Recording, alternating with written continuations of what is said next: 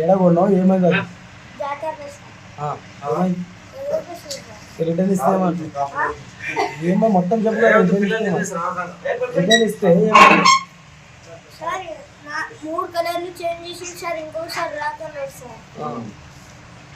Sir లేదా ఎగురుతాను చూపెట్టింది నీకు లేదు సార్ ఏం కంప్లీట్ ఇస్తావు ఎవరి మీద కంప్లీట్ ఇస్తావు శాపం మీద కంప్లీట్ ఏం తెలిసిన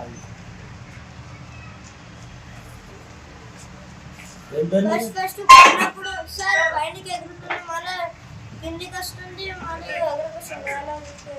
ఏం పేరు నీది? వినారెడ్డి సార్.